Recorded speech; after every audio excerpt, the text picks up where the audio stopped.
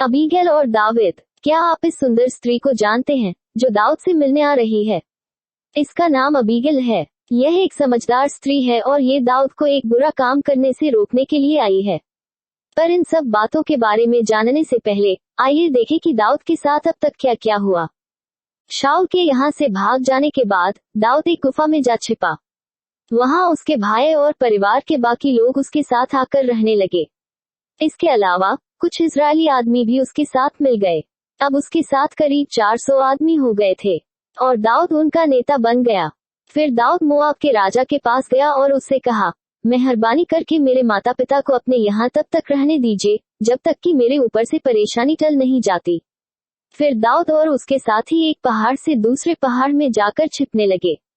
आगे चलकर दाऊद की मुलाकात अबीगैल से हुई। दरअसल अबीगैल का पति नाबाल बहुत बड़ा जमींदार था। उसके पास 3000 भेड़ें और 1000 बकरियां थीं। पर वह था एक नंबर का कंजूस और मतलबी। मगर उसकी पत्नी अबीगैल बहुत खूबसूरत और समझदार स्त्री थी। वह जानती थी कि किस समय क्या काम करना चाहिए। एक बार तो उसने अपने परिवार की भी जान बचाई। कैसे? दाऊद और उसके आदमियों ने नाबाल की बहुत मदद की थी। उन्होंने उसकी भेड़ों की रखवाली करने में हाथ बटाया था। इसलिए एक दिन दाऊद ने अपने कुछ आदमियों को नाबाल के पास भेजा ताकि वे उसके यहाँ से कुछ खाने पीने की चीजें ला सकें।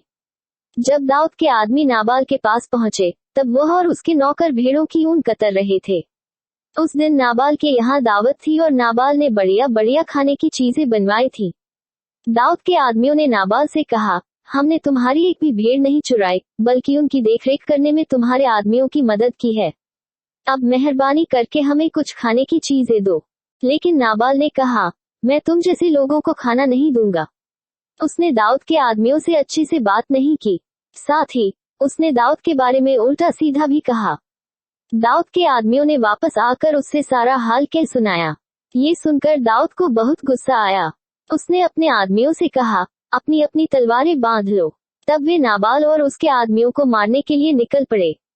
जब नाबाल दाऊद के आदमियों से बात कर रहा था तो उसके एक नौकर ने सारी बातें सुन ली। उस नौकर ने जाकर अबीगैल को पूरी बात बताई। अबीगैल ने फौरन कुछ खाना लिया और उसे गधों पर लाद कर दाऊद से मिलने के लिए चल पड़ी। जब वह रास्ते में दाऊद से मिली तो वह गधे से उतर गई और सिर झुकाकर दाऊद को सलाम किया। फिर उसने दाऊद से कहा, मेहरबानी करके मेरे पति नाबाल की बातों पर ध्यान मत दीजिए। वह तो बेवकूफ है और बेवकूफी के ही काम करता है।